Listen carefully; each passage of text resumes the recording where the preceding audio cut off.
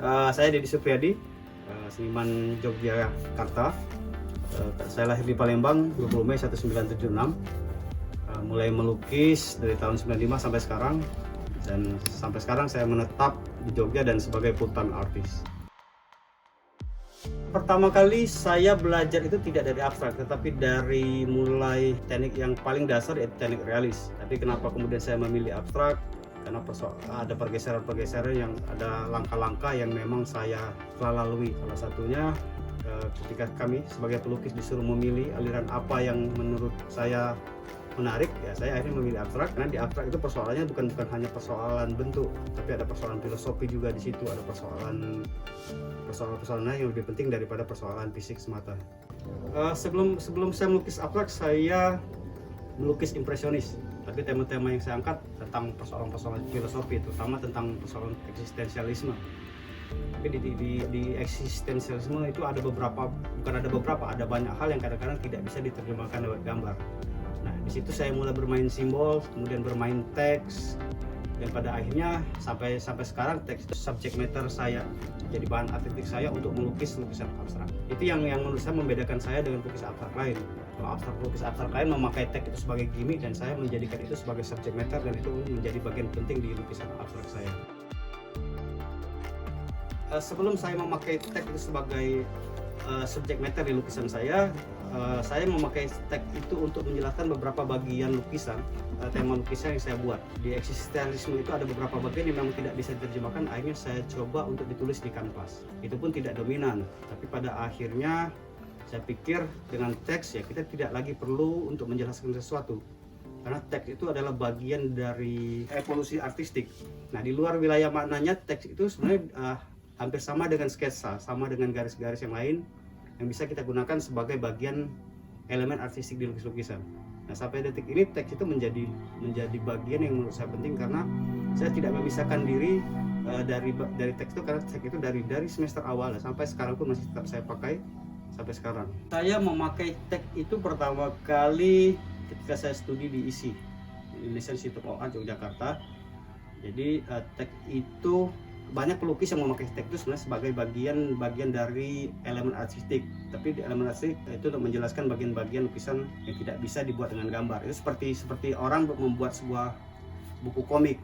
Awalnya memang seperti itu. Ketika saya mengangkat eksistensialisme sebagai tema-tema di dalam lukisan saya banyak memakai teks, karena di eksistensialisme itu ada beberapa bagian yang sudah saya jelaskan tadi tidak bisa dijelaskan dengan gambar.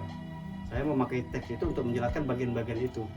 Tapi pada akhirnya kelamaan saya berpikir bahwa saya tidak lagi perlu menjelaskan isi dari teks itu. Teks itu sudah menjadi bagian yang bisa kita gunakan sebagai bagian artistik di lukisan. Hypertext itu muncul di akhir. Jadi seri periode hypertext itu saya buat sebagai tesis saya di university. Jadi saya di situ berbicara tentang evolusi teks dari mulai gambar yang sederhana akhirnya menjadi tulisan. Nah, tulisan ini di dunia digital kan mulai berkembang.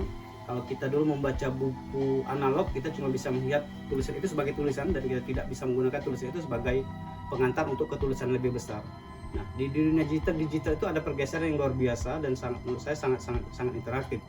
Karena ketika kita membaca sebuah teks, dan teks itu bisa diklik dan itu akan mengeling ke teks lebih besar. Nah, itu kenapa saya tertarik dengan hypertext. Jadi kadang-kadang kita membuka website atau membuka handphone, membuka gadget, kita membaca sekilas tentang teks, dan kemudian kita mengklik teks itu, dia akan mengantarkan kita kepada teks yang lebih besar, yang lebih rinci, dan bisa kita baca lebih lanjut. Jadi memang ada beberapa bagian tulisan yang menurut saya penting, dan itu menjadi highlight yang bisa mengantarkan kita ke teks yang besar. Jadi saya mengibaratkan ke layar kanvas itu sebuah layar monitor komputer atau sebuah layar gadget. Jadi ketika audien melihat lukisan saya, misalnya ada tulisan cogito ergo sum, orang akan terpancing untuk mencari mana apa sih sebenarnya cogito ergo sum itu. Nah, kalau di kanvas mungkin ada keterbatasan untuk mengantarkan kita ke yang lebih besar. Tapi ketika kita browsing di internet, kita browsing melalui gadget, melalui komputer, kita bisa mengklik apa maksud Cogito Ergo Sum itu, dan dengan sekali klik semuanya akan timbul di situ dan kita bisa memahami apa maksud dari Cogito Ergo Sum. Kira-kira seperti itu maksud dari hypertext yang saya buat. Highlight text yang saya buat di kanvas itu sebagai pengantar audien untuk apa ya, sebagai pemancing audien untuk mencari informasi lebih luas di luar lukisan. Jadi ketika saya melukis apa sih manusia atau siapa sih Tuhan, akhirnya itu yang memancing. Saya cuma memancing orang untuk memantik pemahaman orang, dan kemudian mereka mulai merasa penasaran dengan apa yang saya tulis, kemudian bisa mencari maksud apa yang saya tulis itu melalui hyperlink di komputer. Kira-kira maksud saya bahwa lukisan saya ini adalah cuma sebagai pengantar. Sisanya orang bisa browsing sendiri, bisa melihat sendiri dan mencari resource yang lebih besar. Hal yang terpenting itu bagi mereka melihat bahwa ini adalah sesuatu yang baru. Karena selama ini ketika mereka memahami lukisan abstrak itu selalu persoalannya persoalan warna, persoalan komposisi dan lain-lain sebagainya. Tapi jarang sekali seniman yang memang total mengeksplorasi teks itu sebagai bagian artistik dan itu menjadi dominan di atas kanvasnya. Dan saya tidak bisa mengklaim bahwa saya seniman yang pertama kali yang menggunakan teks, karena sebelumnya ada banyak seniman-seniman luar yang juga menggunakan teks sebagai sentimeter. Nah, saya terinspirasi dari mereka juga. Ya, pada awal-awalnya teks itu cuma sebagai, mungkin kalau bahasa kerennya itu cuma sebagai gimmick. Tapi semakin lama semakin kesini saya memakai teks itu sebagai bagian penting di lukisan saya.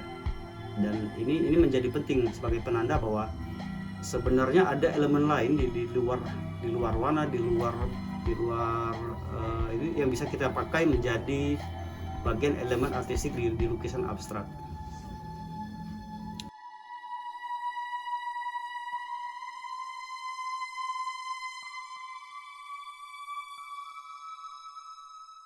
Karena di buku, di majalah itu bagian dari hal yang saya bahas tentang teks dan persoalan teks, dan sampai pada akhirnya kepada persoalan hypertext.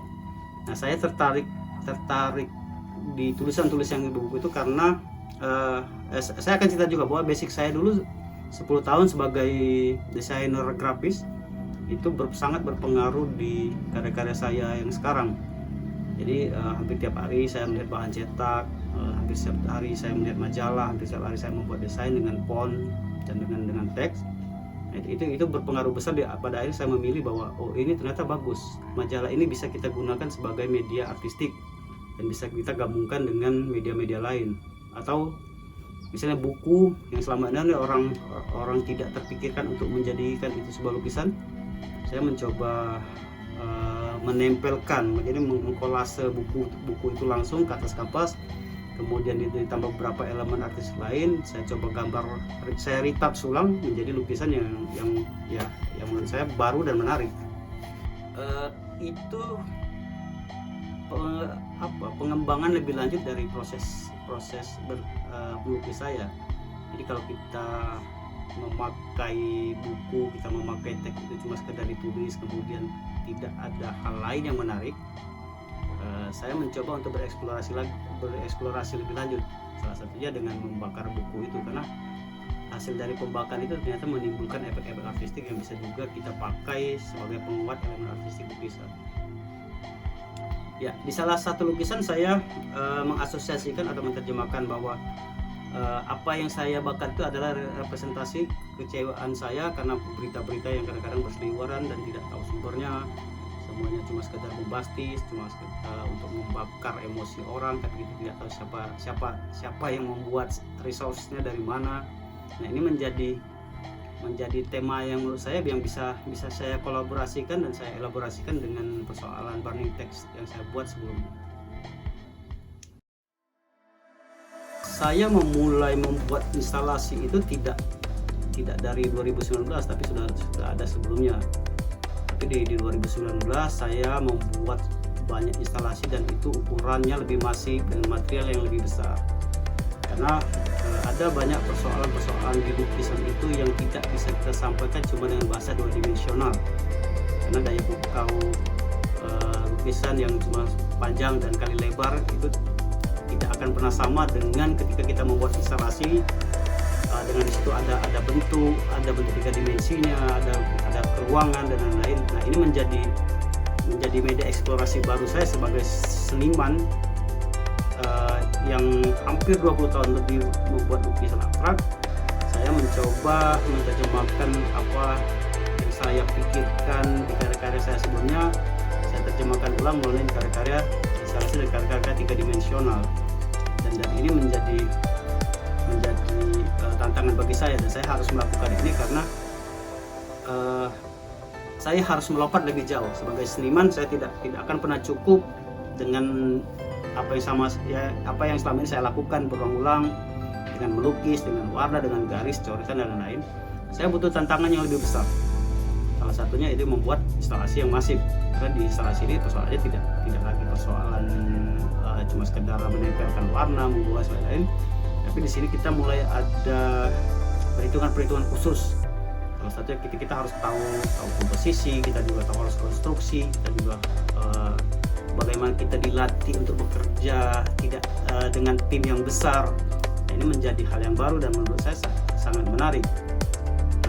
Dan karya-karya instalasi ini tidak bisa dipungkiri itu lebih interaktif dibanding karya-karya lukisan biasa. Karena di situ audien bisa memegang karya, bisa berinteraksi langsung dengan karya, memasuki ke ruangannya, bisa merasakan getaran dari ukuran karya. Nah, ini menjadi persoalan baru dan menurut saya sangat menarik untuk dieksplorasi. Mungkin sampai 5 atau 10 tahun ke depan masih tetap akan menarik.